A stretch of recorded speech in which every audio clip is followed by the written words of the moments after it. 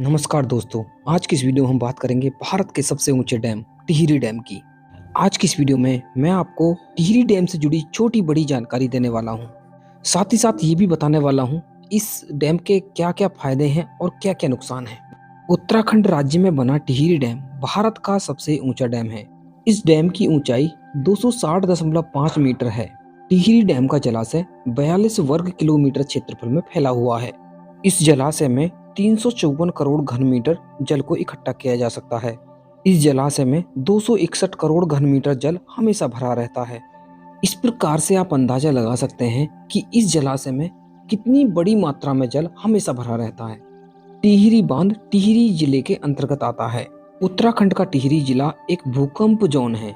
उत्तराखंड के इस स्थान पर हमेशा भूकंप आने की संभावनाएं रहती हैं। कभी भविष्य में उत्तराखंड में कोई बड़ा भूकंप आया तो टिहरी जिले के साथ साथ हरिद्वार, ऋषिकेश तथा उत्तर प्रदेश के नजदीकी जिले पूरे डूब जाएंगे तथा इसका प्रभाव हरियाणा, पंजाब तथा दिल्ली तक देखने को मिलेगा।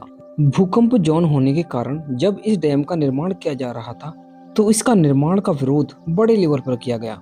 उसी समय अमेरिकन भूकंप वैज्ञानिक प्रोफेसर ब्रेने ने कहा था कि अगर ये डैम उनके देश में बनता तो इसको बनाने की अनुमति कभी नहीं मिलती, क्योंकि जिस स्थान पर इस डैम को बनाया जा रहा है वह एक हाई भूकंप जोन है। लेकिन टिहरी डैम को जिस तरीका से डिजाइन किया गया है, यह डैम 9 रिएक्टर स्केल तक के भूकंप को सहन कर सकता है। टिहरी बांध में भागीरथी और बेहलांगना नदी का जल इकट्ठा होता है। जिस स्थान पर टिहरी बांध का जलाशय बनाया गया है उस स्थान पर पुराना टिहरी शहर हुआ करता था। इसी जलाशय में टिहरी शहर के साथ साथ टिहरी शहर से जुड़े तकरीबन 125 गांव भी समा गए।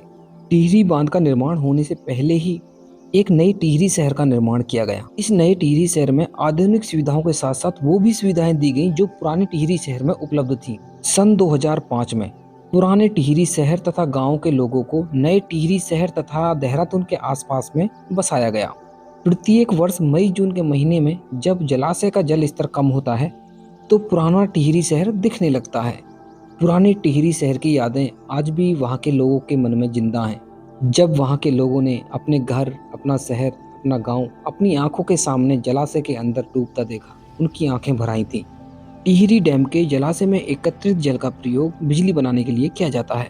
इसमें हाइड्रो पावर प्लांट को चलाने के लिए जल को ऊंचाई से टरबाइन के ऊपर गिराया जाता है, जिसके लिए जलाशय में बहुत ही ज्यादा जल की आवश्यकता होती है। जैसे ही जलाशय से जल को ऊंचाई से टरबाइन के ऊपर गिराया जाता है, टरबाइन घूमती है तो टरबाइन की मैकेनिकल ऊर्जा को इलेक्ट्रिकल ऊर्जा में परिवर्तित कर दिया जाता है।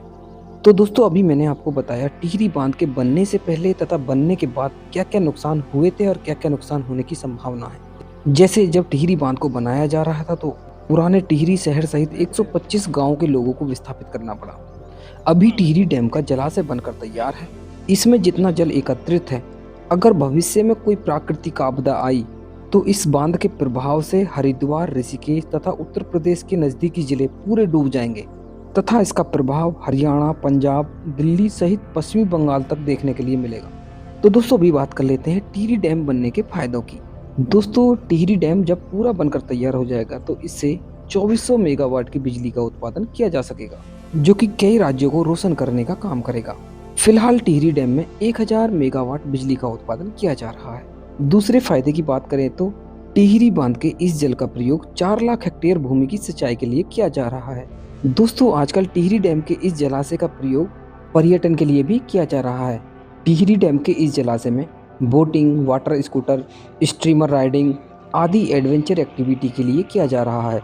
अगले फायदे की बात करें तो टिहरी डैम के इस जल का प्रयोग दिल्ली तथा उत्तर प्रदेश के 40 लाख लोगों को पेयजल प्रदान करता है।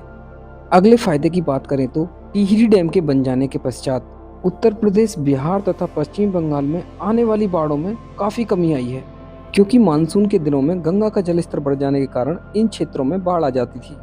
टिहरी बांध के द्वारा उत्तराखंड में आने वाली अचानक बाढ़ को भी कंट्रोल किया जाता है। सन 2013 में केदारनाथ में आई आपदा को भी टिहरी बांध द्वारा कंट्रोल किया गया था। अगर केदारनाथ आपदा के समय टिहरी बांध नहीं होता तो उत्तर प्रदेश तथा बिहार में लाखों लोगों को अपनी जान गंवानी पड़ती। टिहरी डैम से भारत सरकार को 2000 करोड़ रुपए का प्रति वर्ष विद्युत उत्पादन से लाभ होता है। तो दोस्तों, ये थी टिहरी डैम से जुड़ी संपूर्ण जानकारी। तो दोस्तों आप अपनी राय कमेंट सेक्शन में दे सकते हैं कि टिहरी बांध को बनाना सही निर्णय था या फिर गलत।